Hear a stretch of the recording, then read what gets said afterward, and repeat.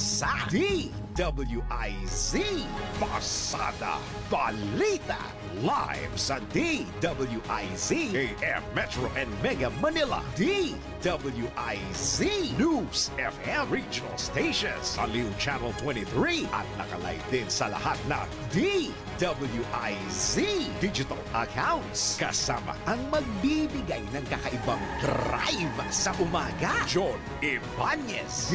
DWIZ Pasada Balita, tuloy sa pagbabalita ng tama, paglilingkod ng tama, Lunes hanggang Biyernes 7 a.m. Nagbabalita, naglilingkod sa lahat ng Pilipino. Aliw Broadcasting Corporation, noon hanggang ngayon, 73 taon sa dagupan, 89.3 DWIZ. Nagbabalita ng tama, naglilingkod ng tama. Todo balita, Lunes hanggang Sabado, dito sa DWIZ-FM 89.3 News Radio Dagupan.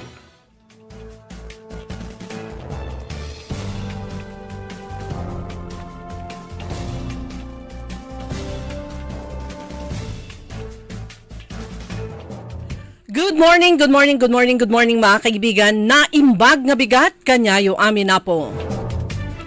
Araw ng Lunes, ngayon ay August 4 at oras na ng ating programang Todo Balita at Komentaryo sa DWIZ Dagupan. Muli tayo ay magkakasama-sama hanggang alas 6 ng umaga. Inyong maririnig mga balita kaganapan sa lalawigan ng Pangasinan, sa ibang bahagi ng bansa at sa ibayong dagat. Ang inyong katodo balita, ako si Liway Manantan Iparagire. Ang aking partner si Kaaron Susan Yadaw. At sa technical kasama natin Kaaron Richard Olanday. Sa ulo ng mga balita sa Balitang Nasyonal. Scammer na nangihingi ng donasyon, booking ni Senator Lacson. Todo balita.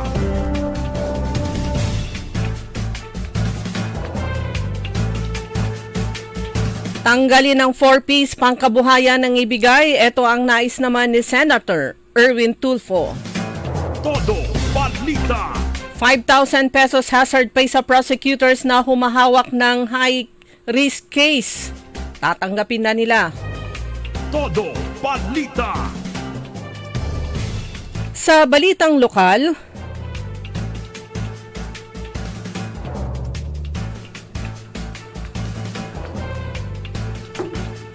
unang araw ng buwan na Agosto, sabay ng Bayangbang ipatutupad Municipal Ordinance patungkol sa video okay machine. Todo balita.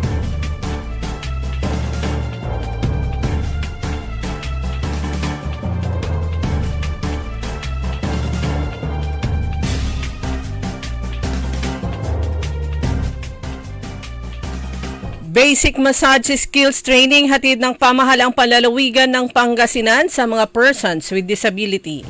Todo balita.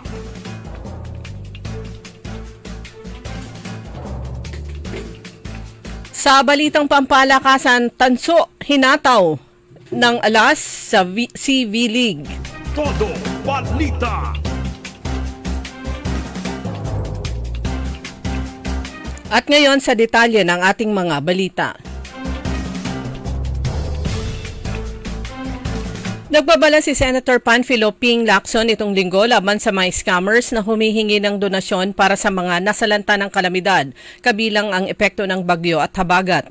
Nabuking ni Lacson ang isang scammer na nagpapanggap bilang si dating Representative Josephine Sato at humihingi ng financial support para muling itayo ang isang orphanage sa Occidental Mindoro Province. Scammer on the loose. This person misrepresenting himself as ex-Kong Nene Sato contacted the wrong guy when he asked me for financial support to rebuild a typhoon-damaged orphanage building in Occidental Mindoro. Ito ang pahayag ni Lacson sa kanyang X-account itong linggo ng umaga. Naipost din ni Lacson ang mga screenshot ng mensahe sa Viber galing sa nasabing scammer na gumagamit ng larawan ng dating mambabatas sa kanyang profile. Sa mga screenshots ni Lacson, makikita na nagbigay pa ang scammer ng GCash donation drive number na di umunoy para sa orphanage.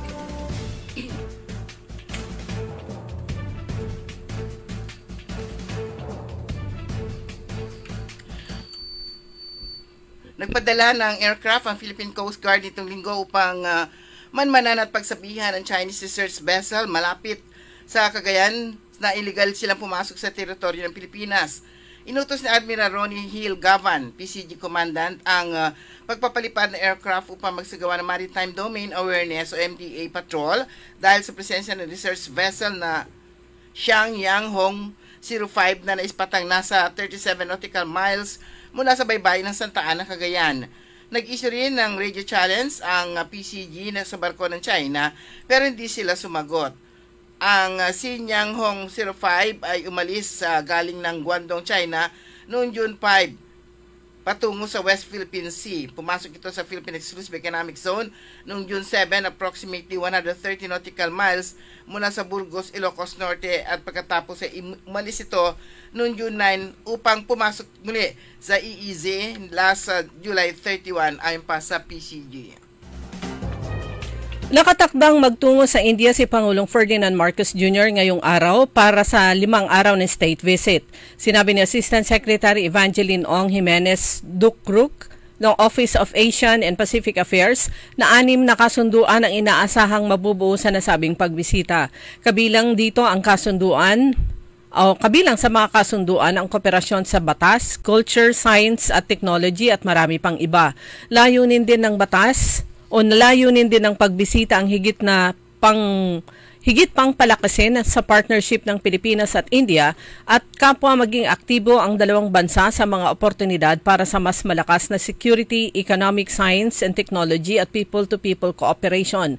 Kabilang sa mga highlight ng pagbisita ng Pangulong Marcos ang paghinto sa New Delhi at Bangalore at ang probinsya ng Bangalore. Samantala, isang undersecretary ng Department of Public Works and Highways o ng DPWH ang tinanggal ni Pangulong Ferdinand Bongbong Marcos Jr. matapos magpayaman sa pwesto ayon kay Senador Erwin Tulfo.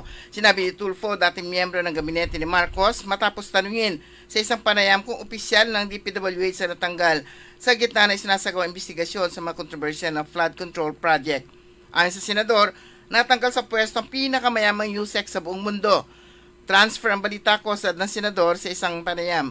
Tumagi naman si Tulfo na pangalanan ng sinibak na opisyal ng DPWH dahil ayaw niyang pangunahan si Pangulong Marcos. Sa kabilaan niya ng issue na nagpayamang opisyal ng DPWH, tiwala pa rin si Pangulong Marcos sa ahensya.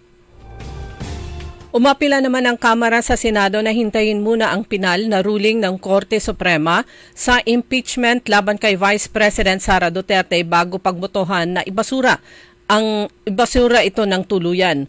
Tugon ng Kamara, we express deep concern over reports that the Senate may vote to act on the Supreme Court decision regarding the impeachment case against the Vice President without waiting for the House of Representatives to exhaust its available legal remedies. Pahayag ni House spokesperson Attorney Princess Abante. Tugon ito ng Kamara sa sinabi ni Senator Jingo Estrada na 19 hanggang 20 na senador ang buboto pabor sa Supreme Court ruling na nagbabasura sa impeachment matapos itong ideklarang unconstitutional. Binigyan din naman ni Congressman Abante na masyado pang maaga o ni Attorney Abante na masyado pang maaga para magsagawa ng naturang aksyon ang mga senador.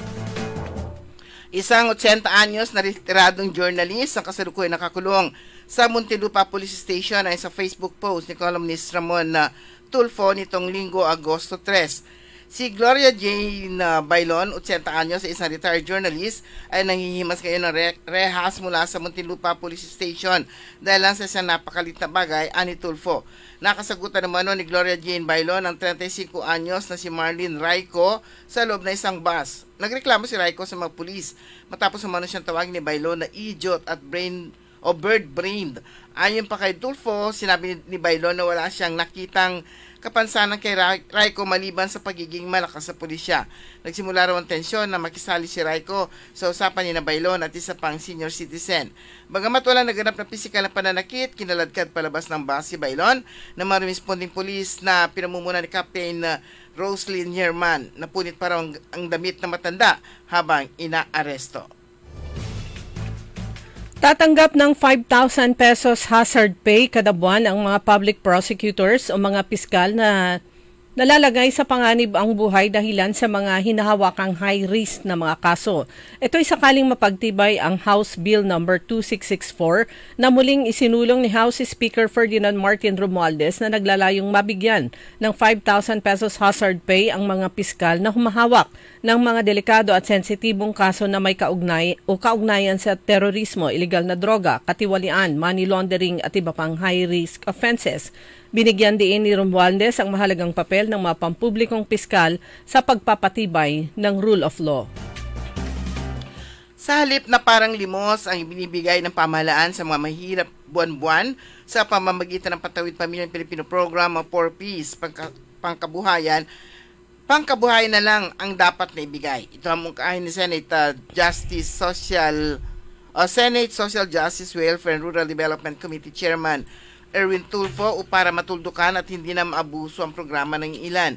Sinabi pa ni Tulfo, maging ilang miyembro ng 4Ps na nakausap niya noong siya pa ang kalihim ng DSWD ay nagsabi sa kanyang mas mainam na kabuhayan ang ibigay sa kanila sa halip na ayuda. Masakit din daw kasi sa kanila na marinig ng mga tamad, pabigat at hindi sila nakakatulong sa bansa, sabi ni Tulfo. Pag binigyan mo kasi sila ng puhunan, may magiging ambag sila sa ekonomiya kahit na magtayo lang sila ng maliit na mga karinderya o sari-sari store o pagbenta ng anumang bagay online, dagdag pa niya. Nangangailangan naman ang mga pamilyang Pilipino ng 12,000 pesos kada buwan upang mabuhay at manatiling hindi maghirap batay sa latest Social Weather Station sa SWS survey. Ang mga pamilyang Pinoy na nakatira naman sa Metro Manila ay dapat mas mataas sa 20,000 pesos ang buwanang budget para mamuhay ng maayos. Sa survey na ginawa noong June 25 hanggang June 29, lumalabas na ang self-rated poverty threshold o ang minimum monthly budget ng pamilya ay para hindi masabing sila ay mahirap, ay tumaas sa 12,000 pesos ngayong taon mula sa 10,000 pesos sa nakaraang quarter. Ito'y dulot ng epekto ng pagtaas ng halaga ng pagkain, pamasahe at mga bayarin tulad ng kuryente at tubig. Gayunman, ang poverty thresholds ay nananatiling matamlay dahil kailangang ibaba ng Pinoy ang kanilang uri ng pamumuhay at magtipid para makapamuhay sa panahon na tumataas ang halaga ng bilihin. Dumako naman tayo sa ating balita sa Ibayong Dagat. Nasawi ang isang 88 anyos na Ruso matapos bumigay ang kanyang sariling gawang helicopter habang sinusubukan mag-take off sa Omotninsky District sa Kirov Region noong Huwebes. Ayon sa ulat ng Volga Region Transport Prosecutor's Office, pinaandar ng biktimang si Vladimir Trapensnikov ang makina ng aircraft nang bigla naputol ang rotor blades nito, tumilapon at malubhang nakasugat sa Ruso. Isinugod siya sa Omotnitsky District Hospital pero binawian ng buhay makalipas ng ilang oras. Isang hindi rehistrado na sabing aircraft at iniimbestigahan na ang mga detalye ng insidente. Si Trapesnikov, isang dating driver sa laging company, ay kilala sa kanilang lugar bilang inventor. Bata pa lamang ay nangangarap na siyang maging piloto at naging tampok pa sa isang short film noong 1985 matapos matagumpay na mapalipad ang isa sa kanyang sariling gawang eroplano. Nakagawa siya ng 5 aircraft sa kabuuan. Dumako naman tayo sa mga balitang lokal sa bayan ng Bayambang. Naglabas ng advisory ang lokal na pamahalaan sa pamamagitan ni Mayor Nina Jose Quiambao patungkol sa isang ordinansa na umpisa nang ipinatupad nung unang araw ng buwan na Agosto. Nire-regulate ang paggamit ng videoke machine batay naman sa Municipal Ordinance No. 17 Series of 2021. Ito ay mula alas 11 ng gabi hanggang alas 4 ng hapon. Ang pinakamataas na parusa ay multang 2,500 pesos at pagkakulong ng 1 buwan. Ang mga penalty, first offense fine ng 1,500 pesos. Sa second offense naman ay may fine na 2,000 pesos or imprisonment of 20 days or both. Such fine and imprisonment at the discretion of the court. Sa pangatlong offense naman at succeeding offenses, may fine na 2,500 pesos at imprisonment of not more than 1 month or both. Such fine and imprisonment at the discretion of the court. Ang nasabing bagong pagpapalawig ng nasabing pagpapatupad ng ordinansa ay nakalagay sa kanilang official Facebook page. Dinagsa na mahigit 300 katawang tanggapan ng COMELEC, Mangaldan ngayong Sabado, Agosto 2, kung saan karamihan ay mga bagong botanteng nais samantalahin ang weekend registration para sa darating na Barangay Sangguniang Kabataan o SK elections sa December 1. Ay kay Election Officer Gloria Cadiente, lumagpas ang bilang ng mga dumating sa itinakdang kapasidad ng kanilang opisina kung kaya't kinakailangan magpatupad ng cut-off bandang alas 2:45 ng hapon. Kahit marami pang nakapila sa labas ng Presidensya di Mangaldan, nilimitahan ng COMELEC Mangaldan sa 300 kliyente ang maaaring ma-accommodate sa loob ng isang araw upang matiyak na maayos na mapoproseso ang bawat application.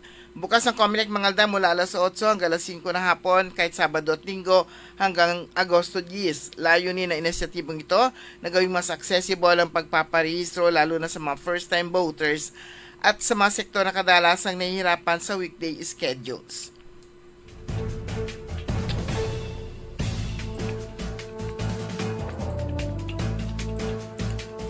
Abot naman sa 46 na persons with disabilities o PWDs mula sa bayan ng Aguilar, Bugalyon, Labrador at Basista ang sumabak sa isang basic massage skills training nitong nakaraan.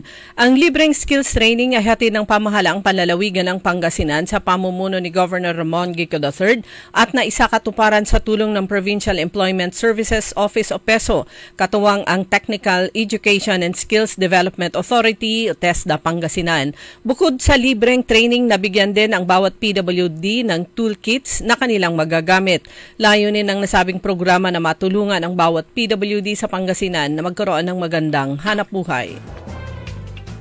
Samantala muling pinangunahan ni Governor Ramon Gico III ang pagbisita sa mga napektuhan ng Bagyong Emong at Nabagat sa Western Pangasinan. Sa pagbisita niya sa mga bayan ng Infanta, Burgos, Mabini at Sual, libo-libong relief packs tulad ng bigas at mga dilata ang dala ng gobernador, kabilang din ang serbisyo medikal para sa mga nasalanta ng kalamidad.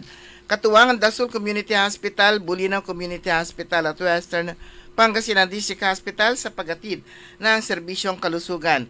Kabila sa nagpamahagi ng tulong sina First District Congressman Arthur Celeste, board members sa Polonia Bacay at Napoleon Fontelera, Mayor Virgilio Ballarta, Mayor Jester Alan Valenzuela at Mayor Colin Reyes at Mayor Don Kalugay at mga department heads ng pamahalang panlalawigan. Inilunsad naman ng pamahalang bayan ng Rosales sa pangunguna ni Mayor William Cesar ang ika-10 kick-off ceremony ng Bright Smiles, Bright Futures Project. Layunin ng nasabing programa na mapangalagaan ang kalusugan ng ngipin ng mga bata sa mga Child Development Centers sa buong bayan. Buong suporta ang ibinigay naman ng Department of Health National Association of Dentists sa pangunguna ng kanilang Pangulo at Public Health Dentist ng Rosales na si Dr. Rafael Cesar Casanova. Sa unang araw ng programa, nabigyan ng mga bata ng libreng dental check-up, fluoride varnish application, film showing at oral health education. Tumanggap din ang mga bata ng oral health kits mula sa Colgate Philippines na siyang partner ng bayan sa pagbibigay ng magandang ngiti sa mga kabataan. Nagbigay din ng suporta ang SM City Rosales sa pamamagitan ng pagbibigay ng venue upang matiyak na malinis, ligtas at komportable ang mga lugar para sa dental treatment ng mga bata. Nagpahatid ng tulong ang BDO sa halos 4,000 biktima ng pagbaha sa siyudad ng Dagupan at bayan ng Calasiao kahapon, Agosto 3. Ayon kay District 379 Past District Chairman Mahigit 2,500 na relief goods ay inilaan para sa mga residente na baha sa Dagupan, habang 1,000 naman ang para sa Calasiao. Ang nakalipas na pagbahay sanhi na magkakasunod na bagyong Tising, Dante at Emong na mas pinatindi ng habagat. Mabilis na natapos ang distribusyon ng mga relief packs na sinagawa sa St. There's Compound sa tulong ng mga miyembro ng Inner Wheel Clubs of the Philippines sa 379 na pinumumunaan ni District Chairperson Mary Jean Gayunda Tumihiya at ng ilang Rotary Club sa Dagupan. Nagsimula ang distribusyon alas 8 ng umaga at natapos alas 10 ng umaga. Sa kanyang pagbisita kamakailan sa bayan ng Rosales, ibinalita ni Department of Agrarian Reform o DAR Secretary Conrad Estrella III na mahigit 1 milyong agrarian reform beneficiaries na sa buong bansa ang nakakaranas ng maayos na pamumuhay dahil sa pinalakas na suportang serbisyo ng Department of Agrarian Reform. Ito ay sa ilalim ng Agrarian Reform Beneficiaries Development Sustainability Program na kinabibilangan ng infrastruktura, pagsasanay kabuhayan, access sa merkado at pinansyal na tulong. Dumako naman tayo sa mga balitang pampalakasan. Sa ikatlong sunod na pagkakataon ay muling tumapos na may bronze medal ang Pinay Spikers sa CV League. Pinabagsak ng Alas Pilipinas ang Indonesia sa pagsasara ng Leg 1 ng 2025 CV League kahapon sa Terminal 21, Kurat sa Thailand. Samantala sa tennis naman, higit pa ring natatagpuan ni Alex Iyala ang magandang momento sa hardcourt matapos lumasap ng kabiguan sa kanyang huling torneo sa National Bank Open sa Canada. Dahil dito bumagsak si Iyala sa number 67 sa WTA Live Rankings, 2 spots mula sa kanyang dating pwesto na number 65. Sumanyang kabuuan nating newscast sa ating Todo Balita at Komentaryo. Kami po yung mga tagapagbalita. Ako po si Susan Valdez Yadaw. Ako naman si Liway Manantan. Iparagiri ang oras po natin alas 5:22 ng umaga. Ang balitang ito ay inihatid sa inyo ng Bingo Plus. Download Bingo Plus app now on Google Play and Apple App Store for a chance to win up to 935 million pesos jackpot prize. Visit bingoplus.com to learn more. With Bingo Plus, bingo sa saya plus sa panalo. Gaming is for 21 years old and above only. Game responsibly, keep it fun. Magandang araw po sa ating lahat, sa ating mga bisita. Inaanyayahan ko po kayo sa aming lungsod ng Alaminos para po mabisita at ma-experience ang ating mas pinagandang 100 Islands. Marami na pong pagbabago sa ating mga isla at sana makita namin kayo dito sa aming lungsod para po makapag-swimming, makapag-enjoy kasama ang inyong barkada at ang inyong pamilya. Tara na! Dito sa Alaminos City para sa ating 100 Islands. Ang patuloy na pagpapaganda sa 100 Islands National Park at lungsod ng Alaminos ay pinangungunahan ni Mayor Art Brian Celeste. High blood, salot, milyong-milyong katao na ang namamatay sanhi nito. Kaibigan, baka ikaw na ang susunod. At ni Mrs. Flor de Lisa Barbosa, ti Rosario, Santiago City.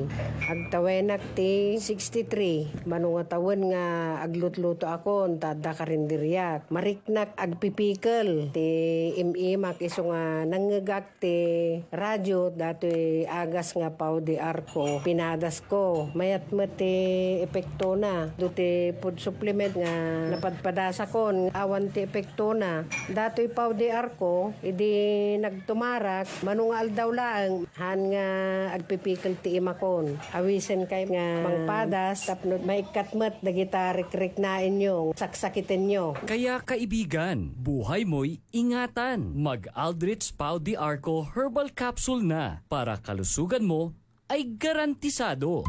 Hoy mga suki, hanap nyo ba ay mga murang bilihin, malinis at sariwang pagkain sa pang-araw-araw at handaan tuwing may okasyon? May suggestion kami sa iyo. Tayo na sa Macador Market na kung saan inyong mabibili ang mga mura, sariwa, malinis at ligtas na bilihin tulad ng karne ng baboy at baka, manok, isda, gulay at iba-ibang sangkap sa pagkain. Matatagpuan din sa Macador Market ang dry goods, groceries, eateries at fruit section. Kaya ano pang hinihintay nyo? Gawing bongga ang handa mo everyday with Macador Market.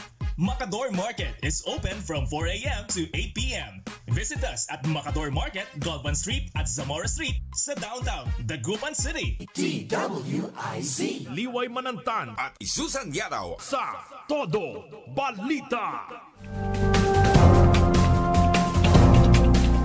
Oras na po natin mga kaibigan, alas 5:25 na po ng umaga sa pangalawang bahagi ng Todo Balita. Kasama nyo pa rin Liway Manantan ni Paragiren. At Susan Valdez daw. Araw ng Lunes, back to school na. Maraming mga bata ang balik eskwela. At least doon sa mga paaralan na nakalamidad pero nakapaglinis na. At yung access road, kumbaga wala ng tubig. Wala ng tubig baha. At saludo po tayo sa lahat ng mga teachers na nitong mga nakarang araw nung pupwede ng bumiyahe mula sa kanilang lugar ay nagsilinis na sila ng kanilang mga classrooms. Meron yung Saturday pa lang, ready na lahat para naman sa pagbabalik ng mga estudyante sa kanilang mga paaralan. Pero syempre, bagamat back to school na, andyan pa rin yung paalala na kung hindi pa pwedeng lumabas yung inyong anak o kaya may baha pa na dadaanan niya kung hindi naman kailangan hindi naman sila persadong pumasok. Yes, oo. Katulad din ng paalala ng Panelco 1 kasi nga matindi nga yung epekto doon. Pinapakita nga ni Segundera Season Michelle, siya yung GM ng Water District, pero asawa niya siyempre si Mr. GM ng Panelco. Sabi niya, ganito po ang naging epekto ng emong sa infrastruktura ng Panelco 1. So, ipinapakita niya yung kung gaano kalawak yung distraction ng bagyong emong. At 8 bayan ang nagdeklara ng state of calamity. Huwag po sana kayo magtaka kung bakit ang ibang lugar nakalapit ninyo ay may kuryente na at yung iba ay wala pa. Ibig sabihin lang po noon ay may nakita kami na kailangan pang ayusin sa line section na yon. Hindi po tumitigil ang aming personnel simula ng unang araw pagkatapos ng bagyo. Sila din tulad nyo ay sinalanta ng bagyo pero nasa labas sila para magtrabaho. Maabot po namin ang mga lugar ninyo, maaring pakihintay na lang. Maraming salamat. Sabi ni ni-reshare pala niya yung post ni Attorney Segundera, ang GM ng Panelco. Samantala mga kaibigan, sa status naman ng San Roque Dam, ang San Roque Dam ay nasa sa San Manuel, Pangasinan as of 6 p.m. kagabi, August 3. Ang level ng tubig sa dam ng San Roque Dam ay 277.46 meter above sea level. Kaya lang patuloy pa rin pong 2 gates ang bukas at ang total ay 10 meters, tig 5 meters. Ang inflow ay maliit na 436 cubic meter per second, samantalang napakalaki yung outflow dahil nga 10 meters total yung nakabukas. Ang outflow ay 1,204 cubic meter per second. Siguro pag bumaba na sa 276 sa kanila, babawasan yung gate na nakabukas diyan sa San Roque Dam. So nakabukas pa rin ay Gate 2A 5 meters as of last night, Gate 2B 5 meters. Malalaman natin maya-maya ng konti pag nag-update na ang Pangasinan PDRRMO sa kanilang Facebook page. Usually past 5 meron na yan. So antayin po natin yon. So dyan sa inyong mga lugar, kumusta po? Ang hirap maglinis, no? Ang hirap mag-sort ng mga nalubog sa tubig na dapat nang itapon. Pero napansin po natin na dito sa Dagupan, siguro ganun din sa ibang lugar, tambak-tambak ang mga basura. Ang tanong po, paano po yung action plan ng local government unit, not only sa Dagupan, kundi ganun din sa ibang lugar, pagdating naman sa collection ng basura. Yung sa barangay, kagaya dyan sa barangay namin sa Mayombo, regular naman yung pangungulekta. Regular din sa regular din sa, anong tawag nito? Regular din sa barangay Tambak, yung pangungulekta ng basura. Pero dito sa, anong barangay itong Rizal? Kita natin meron yung... Basta yan, 1, 2, 3, 4. Yung, ang dami pong nakatambak. So, kung paano yung ikot naman ng mga dump trucks ng LGU Dagupan para kolektahin yung mga nakolektang basura. Pero yung base sa mga announcements kasi nung mga nakaraang buwan ng mayor ng Dagupan, ni Mayor Belen, parang from barangay, diretso na nila sa dun sa pinagtatapunan nila outside Dagupan. Kaya siguro naiipon. Pero isa yan sa problema, lalo na pag ganitong panahon ng paglilinis sa mga lugar na underwater ng ilang araw. Maamoy yun, yung mga nababad ng ilang araw na yung mga gamit, lalo na yung mga damit o mga karton o kung ano man yan, mga papel-papel. So talagang puro makikita mo, linis at sakit ng katawan, yun yung mga nababasa nating po. Linis at laba, yan. Kasi linis, laba. Kasi samantalahin mo yung init na araw dahil nga sa tagal na, yung matagal sila hindi nakapaglaba, dahil nga sa pag maglalaba ka, unangob no aga na kung hindi sila hindi mainitan yung ating mga labahin. Pero ayan, yung mga hindi pa rin balik na tayo sa ating mga balita pang iba. Yung mga hindi pa nakapunta ng COMELEC kahapon para sa mga bagong mga botante, bukas na ulit. Wala pa yung kasi sinasabi yung nabasa nga nating balita nung Sabado. Any moment from sabi ba ngayon 4. So siguro marami pa rin umaasa na ito araw na to ay pipirmahan na ni Pangulong Bongbong Marcos Jr. yung bill na nagtatakda ng pagpostpone sa sa election ng BSKE, at inaasahan nga, sabi nga nila, kapag na-postpone yun, may iba na rin yung termino ng mga barangay at SK. Pero yun nga, tuloy-tuloy pa rin po yung tuloy-tuloy pa rin yung registration ng COMELEC para sa mga online para sa mga botante dito sa Mangaldan. August 1 to 3 COMELEC office, 4 to 5 sa Mangaldan National High School, sa August 6 Mangaldan Integrated School sa SPED Center Bantayan, sa 7 Gigasangin Integrated School, 8 Office of the Senior Citizens Affairs, at August 9 to 10 sa COMELEC office. So yun, wala na sila masasabi, talagang umiikot na sila para lang makapagpa-rehistro na yung lahat. Pero ayon po sa COMELEC, ang mga requirements, mga paalala, ang company ID, cedula, barangay clearance at PNP clearance ay hindi tinatanggap bilang valid ID. O yan, so kasamang company ID, company ID, cedula, barangay clearance at PNP clearance ay hindi tinatanggap bilang valid ID.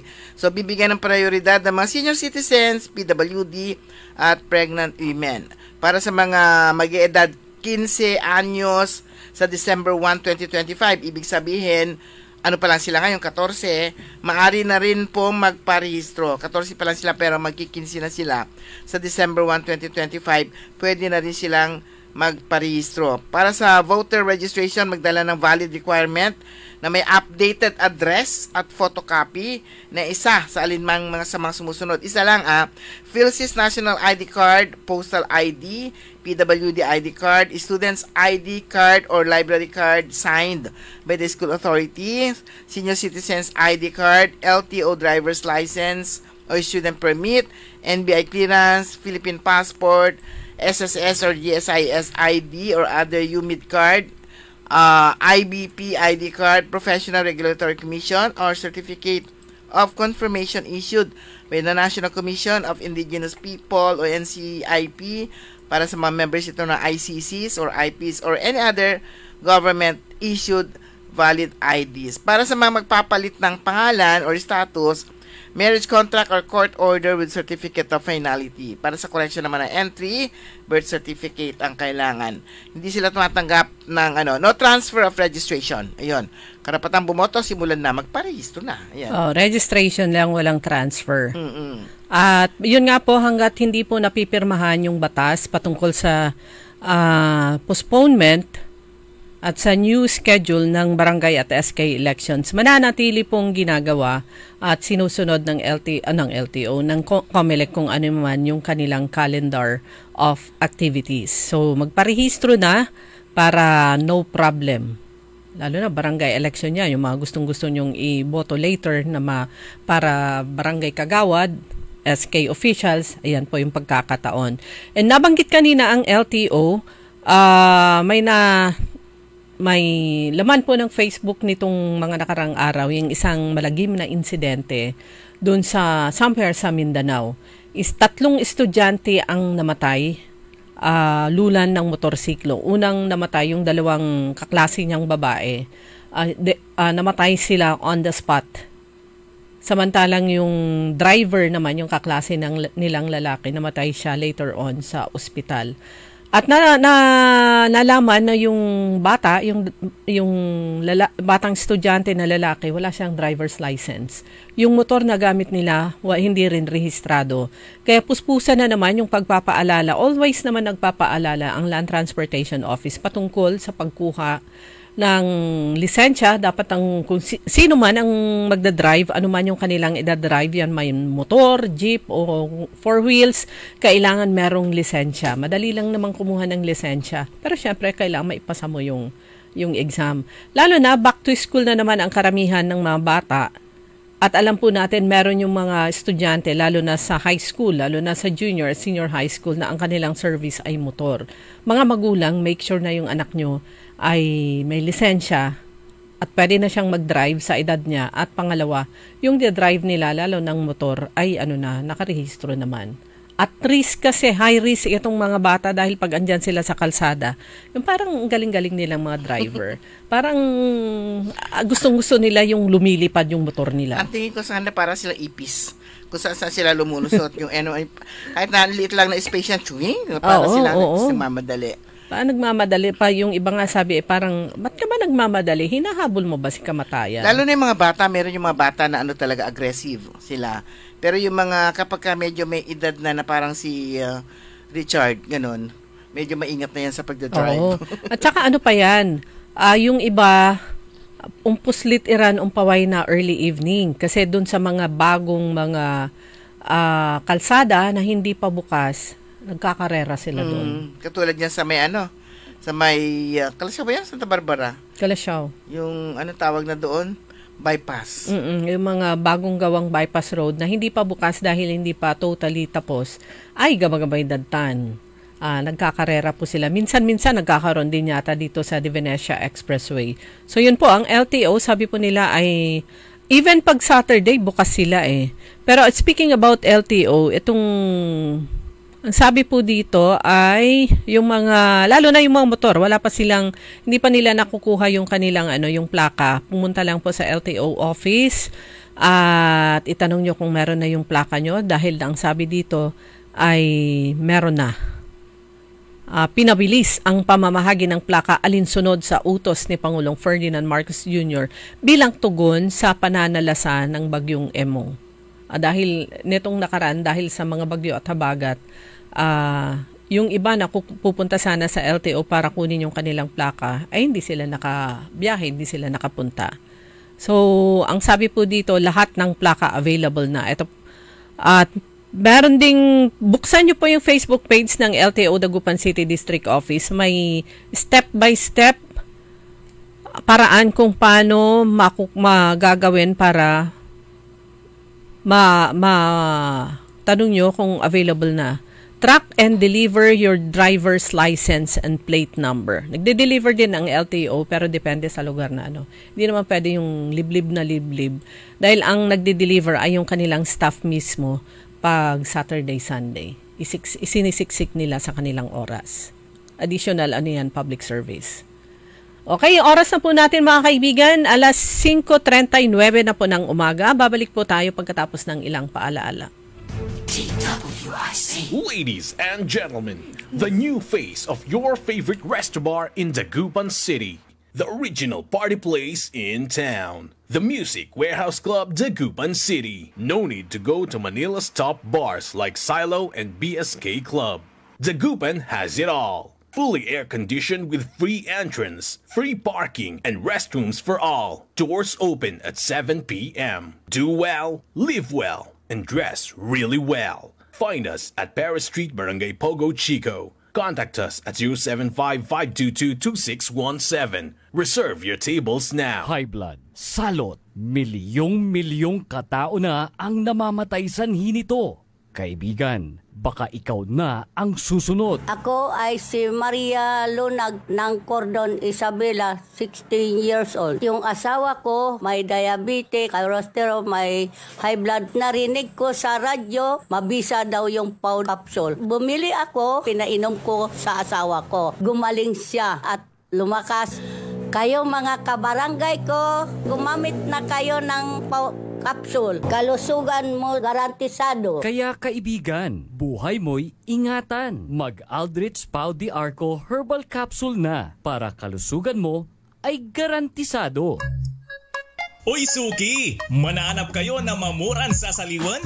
Malinis tan sariwan panangan para agaw-agaw yapon siya no walay okasyon? Walay suggestion meet si kayo.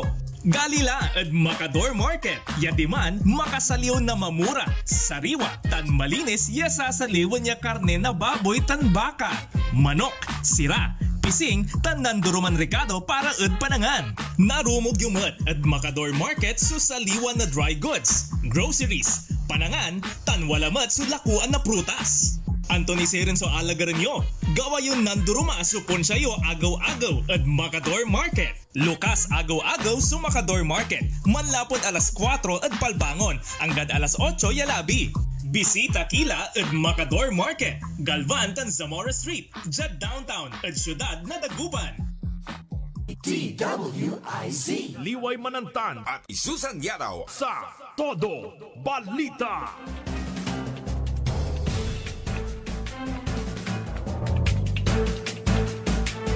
Okay, oras na po natin mga kaibigan, alas 5:41 ng umaga. Kanina, nabanggit na po natin yung update as of 6 p.m. kagabi.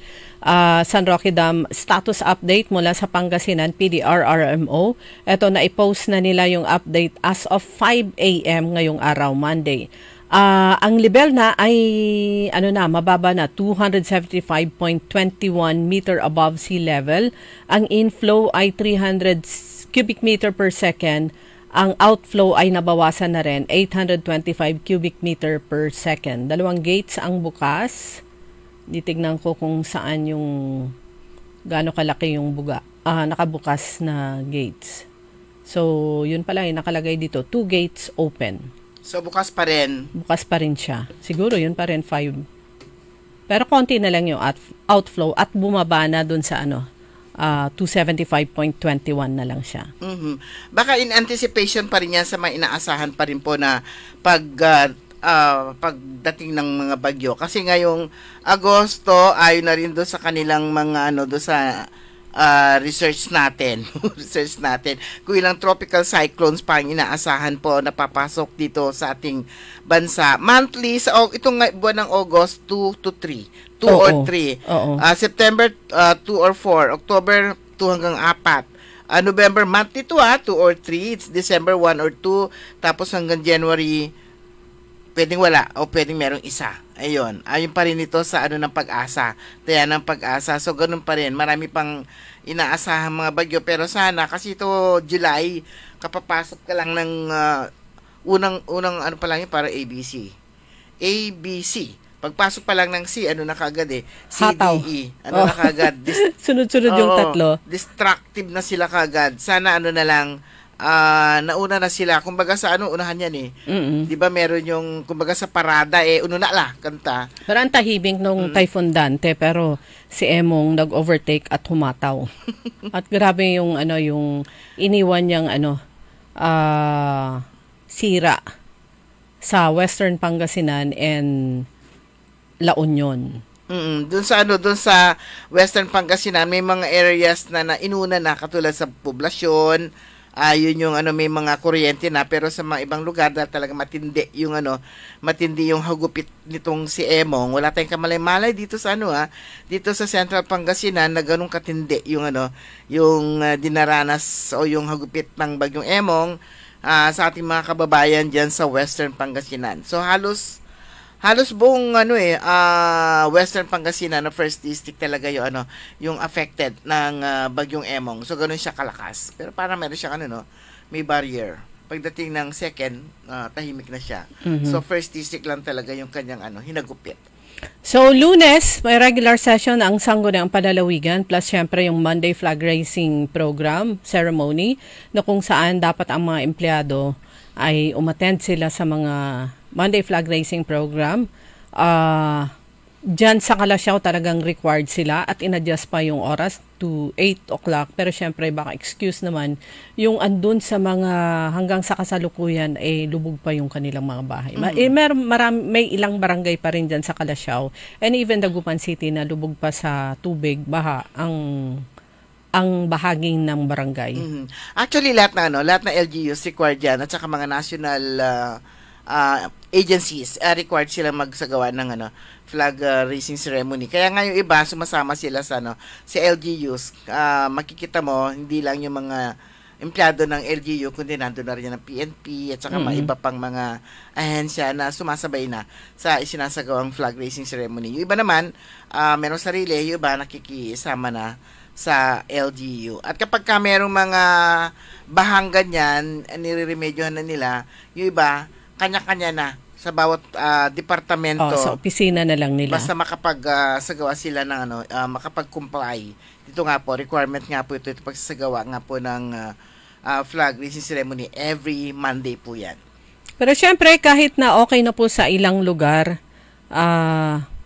marami pa rin nagtatanong kailan makakarating sa amin ang relief. Kahapon, yung isinagawa nating ang Inner Wheel Clubs of the Philippines District 379, sumali actually, manpower lang yung hiniling sa atin ng BDO, kataya po ang BDO na naghatid ng namigay ng mga relief goods sa mga selected kasi ilan lang yun 3,500 na mga na salanta o biktima ng pagbaha dito sa Dagupan. 2,500 yung dito beneficiaries dito sa Kalasyaw 1,000. Ang bilis lang talaga kapag marami yan. So hindi raw nila kakayanin na kumbaga iilan lang sila para sa 2,500 napakaraming beneficiaries. Kaya hiniling nila yung tulong ng Inner Wheel at saka na Rotary na ang dami naman talagang dumating kapag tinawag mong may mga volunteers, tumadagsa talaga yan. Kaya ang bilis lang. Ang alas 8 hanggang alas 10, yung sinabing distribution, dahil sa dami, ang dami na kaagad nakapila, wala pang alas 8, sinimulan na nila. 10 minutes before 8, sinimulan na nila yung pag-distribute ng mga relief packs. Wala pang alas 9, tapos na. Pero may dumating kasi yung mga iba siyempre hanggang alas 10 naman kwento. Hanggang po kasi putlara mo nung dumating. O siguro mga tapos kasi ang cut-off 10 siguro dumating yung alam mo yung Pinoy. Pagka wala naman mga kiniman. Wala naman siguro. So may mga dumating pa noon, wala na yung mga magbibigay na relief packs. Pero nung pauwi na ako, may nasalubong ako diyan sa Tambak. Siguro yun na yung inaasahan na manggagaling sa syudad. Kasi diyan sa Tambak doon sa Tambak Elementary School yung mga bit nilang mga plastic na may bigas. Siguro bigas yun kasi mabigat titingnan ko Sabi ko sa isip-isip ko, sana all. Ang laman ay may, I think, 4 na kilo ng bigas na naka-individually pack. So parang isang supot, tig 1 kilo siguro yon. Tapos may noodles at may iba pang items. Siyempre may sardinas yan. Hindi mawawala yung sardinas. Kumbaga parang Pasko lang yan. Pag Pasko, spaghetti, salad, magkakapartner yan. Ang kasi relief packs naman yan. Bigas, sardinas, noodles yan. Bakit palaging may noodles at saka sardinas? Kasi ito yung pag niluto mo, pwede mong lagyan ng maraming sahog. Ang sahog niya ay gulay para makawaras. Pero binabati natin yung naging kasamang punong abala sa preparasyon the night or the day before ay yung mga miyembro ng Knights of Columbus St. Therese Parish Council number 9116. Ayan, binabati natin ang incoming siya, Grand Knight, ang ating kaibigan na retired na sa Philippine National Police, si Sir Larry Toledo. Siya yung Grand Knight ngayon? Kasi sabi niya, installation niya Pero kalagay, siguro nahuli yung installation. Pero ayan, si Sir Larry Toledo na retired from the PNP but not tired in giving public service. At binabati rin natin yung mga ilan sa mga kasamahan nila na na-meet natin at nakuha yung kanilang mga pangalan. Si Engineer Jerry Lim, Chancellor ng Knights of Columbus, St. Therese Parish Council number 9116 Dagupan. At si Sir Rafi Tandok, na sabi niya every morning, Lunes hanggang Sabado, nakikinig ako. Dati siyang barangay kagawad ng barangay Mayumbo. Kababayan mo. Magandang umaga po. At sa inyong mga kasamahan sa Knights of Columbus St. Therese Parish Council. Ayan, pagkatapos po namin kasama rin siguro sila sa volunteers. So pagkatapos ng mga volunteers, silang nagpakain. Tinawag sila lahat ni Sanang. Dito sa Indumantay. Ayan. Speaking of volunteers, sa Alaminos City nga, nagpapasalamat ang LGU Alaminos sa karagdagang manpower at resources na pinagkaloob nga ng pinagkaloob sa lungsod ng Alaminos matapos ang pananalasa ng bagyong Emong. So malaking tulong ito para mas mabilis at maayos na pagsasagawa ng clearing operations, relief distribution at iba pang gawaing rehabilitasyon para sa manapektuhang pamilya. Muli taos puso po ang aming pasasalamat. Kita ko nga yung post nila di ba ang bilis ng repacking, ang bilis din ng distribution. Tapos na yung relief operation. So ngayon, sabi nga nila, relief operation pa lang po ito. Kasi may mga nagrereklamo nga na nawala ng bubong, nawala ng So, nasa relief operation pa lang po tayo, sabi doon sa nakita natin na post. So, ngayon naman, yan, although sinasagawa yung relief operations, meron din naman nagsasagawa ng RDA na nga, yung rapid disaster, ano na yung A? Yan, hahanapin ko ulit. Rapid Disaster Assessment. Sige, go. NA, o yun. Ano yung N? Sige ka dyan. What is the meaning? Bilisan mo. Ayan, Rapid Damage Assessment and Needs Analysis. Damage pala, disaster. Rapid Damage Assessment and Needs Analysis. Disaster response mechanism that is used immediately in the early emergency phase. Sila yung nag-a-assess ng kung ano man yung damage. Yan, at kung ano yung pangangailangan ng mga nasalanta nga po ng bagyong Emong. So, susunod na dyan, pagkatapos nga po ng mabilisang relief operations, yan naman kung ano yung pwedeng gawin. So, yun yung iniisip nga nila Sabi nga nung nandun nga ako, saan kaya kukuha ng pera? Yung nga kasi yung sa LGU pa lang, ang yung damages nila mga 80 million na. Sa LGU pa lang yun LGU mga properties na. Paano pa yung mga hihingi ng tulong? Although siyempre hindi naman nila mabibigyan lahat yan. Siguro kung ano man yung maibibigay lang nila o kung ano yung assistance na ibibigay lang nila dito sa mga nasalanta nga ng bagyong Emong. Itong relief packs po na inyong tatanggap natin dahil nakatanggap din kami mula sa DSWD, care of Congresswoman Manay Gina De Venecia kasi may sarili rin siyang distribution. Ito ay pantawid tiyan. Relief lang po yan, hindi yung kung maliit na pamilya, yung bigas, good for 2 to 3 days. Pero kung malaking pamilya, huwag niyong lakasang kumain. Yang kasi yung para sa yung galing sa DSWD, talagang pinipili lang po yan talaga yung mga naapektuhan. Pero yung sa yung mga ibang LGUs kasi kapag palaspas. Pagkagaling sa LGU, wala nang wala nang pili-pilian, lahat binibigyan. Yan. Parang yung ginawa sa sa bayan ng Basista, ang ginawa ni na Mayor Jolly Resuello. So, pagkatapos ma-purchase yung bigas, di pa pang kasama sa relief packs, tulong-tulong ang mga barangay. So, i-pick up ng kung sino man yung designated na mag-pick up dun sa poblasyon, sa munisipyo, pick up nila yung goods at sila na ang nag-distribute dun sa kanilang mga kabarangay. So, faster, more efficient, although itong bayan po ng Basista, maliit lang po to. Meron lang siyang 13 barangay. Kaya lang yun nga kung designated kasi, pwedeng maging simultaneous yung distribution. Pero kailangan, parang ganyan, isa kung minsan na nagpapabagal ng distribution, yung packing. Kaya maganda yung ginawa ng ng LGU Alaminos na nag-SOS sila sa kanilang Facebook yung mga gustong mag-volunteer. Pag sinabi pong volunteer, volunteer 'yon. Ang pwedeng libre pagkain. At ang dumating mahigit 500. Oh, pag ganun mabilis matapos ang repacking ang bilis ng lang mga relief good goods. for 30,000. So mabilis na lang. At kinukwento nga nila meron kasi dumating din ng PNP. At mga merong mga lalaki sila talaga yung nagbubuhat, talagang alam mo ba yung parang alam na nila yung gagawin nila at alam nila kung saan sila pupwesto. Tapos mga estudyante, ang bibilis daw nila, siyempre iba pa rin yung galaw din ng mga ng mga bata. Although kasama na rin doon yung banding. Kasi habang pwede naman kayo nagkukwentuhan, habang nakalabas pa sila ng bahay.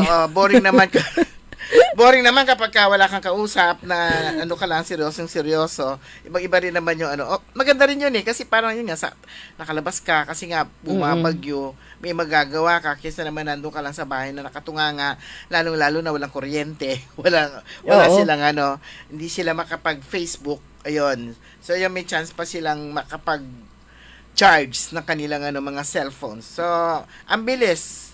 2.5 days tapos yung na. Yung yun. Pero kapag siyempre kapag sila lang, mga empleyado lang, limitado talaga yung limitado yung magagawa lang din. Samantala, naging busy na ang mga taga DPWH kagaya ng sa 2nd Engineering District at sa iba pang distrito. Yung sa 2nd Engineering District headed by Engineer Edith Manuel. Una siguro diyan, kahit sila gumagawa ng assessment kung ano yung mga damages sa kanilang area of responsibility. Pero kung bibiyahe po kayo, mapapansin nyo, ang dami na pong potholes. Mga planggana at saka batsa. Oo, meron ding platito, pero marami. Ito po kasi yung di ba, part ng maintenance ng DPWH, yung sementadong kalsada, nilalagyan nila ng ng aspalto. Ang kalaban ng aspalto ay matinding ulan. Tubig. So, ang daming mapapansin yung potholes. So, yung pagpunta ko sa Bulinaw, may mga nakita ko na eto naman sa ibang engineering district yon, nagtatapal na sila ng aspalto sa mga potholes. So mapapansin nyo po yan, hindi lang dito sa 1st district, 2nd district, even sa ibang lugar. So bukod dyan, syempre ina-assess ng DPWH yung mga engineering districts, yung mga classrooms, mga schools, government buildings, etc., etc.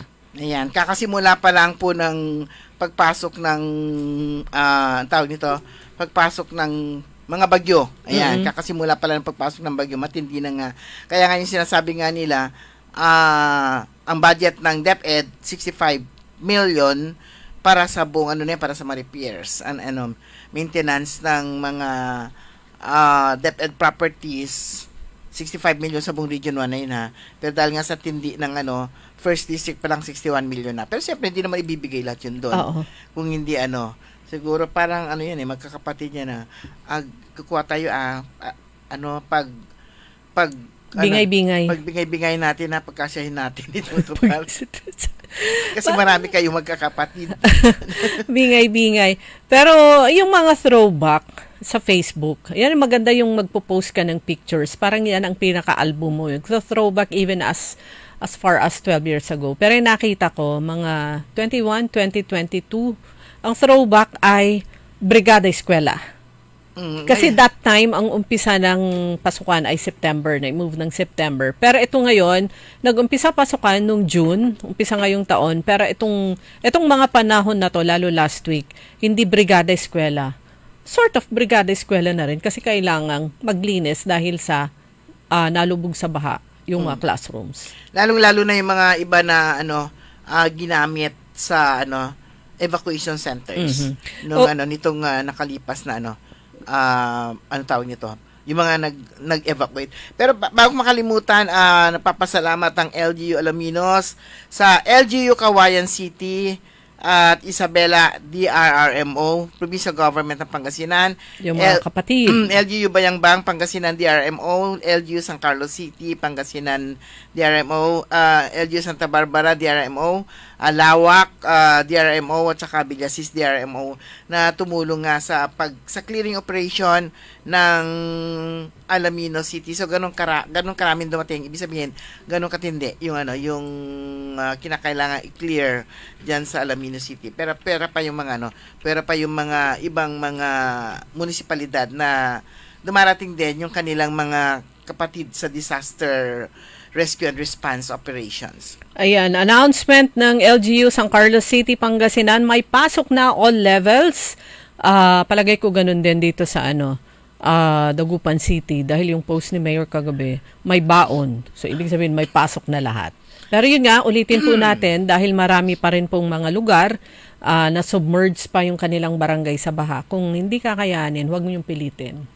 Ayan, good morning kina Cecilia Morante, kay Yayo Yoko Batutay, si Rafael Acosta Mangalyag, kay Bogs Vidal, Glory Sanchez Maramba, Roberto Nimer, si Gaheto Imasa Landingin, Benjamin, yung pangalan niya haba-haba na baligtad, si Napoleon Ko, si Alberto Fernandez Navarro, Lita Meneses, sina Mary Evelyn Soriano Paraga, si Engineer Rodolfo John, good morning po. At saka tuturo na kita. At si Cora Aquino at Kuya Mar sa Barangay Tubeng at sa Capitol Complex, si Barry at saka si Nino. Ayan, para maidagdag yung natin mamaya, yung ating discount sabaw. Hindi, tawag ito yung paborito natin. Yung patatim. Yan. Tayo na ibibigay niya ng libreng sabaw ngayon. Madam Roske, good morning. Where are you? At si Kuya Benji Tan, good morning din. At saka siyempre sina Mamata and Tropa. Sina Kuya Polly, Jerome, si JR, si Rudy, saka si Yaya. Si Yaya, di pa natin na-meet. Saka si DCB yan. Yes, siyempre, yung kanilang pinaka-head. Rex Obando Katama, good morning. Ayan. At lahat-lahat na. Okay mga kaibigan, wala na po tayo sapat na oras. Ang tabayanan po ninyo, susunod agad, early in the morning. Makakasama po ninyo. Meron ko nakalimutan ko na yung nakita niya yung post ko. At last daw nakita na raw niya ako. Hindi lang daw sa boses lang. Pero nakalimutan ko na yung pangalan niya. Bukas hanapin ko para ma-shoutout din natin. At tabayanan po ninyo, susunod agad, early in the morning. Makasama po ninyo si Karen Orly Navarro, programang Todo Balita at Komentaryo. Kami po niya nakasama sa technical side, si Richard Ulanday. Ako po si Liway Manantan, Iparagire. Ako naman si Susan Valdez Yadaw. Magandang umaga po sa inyo lahat.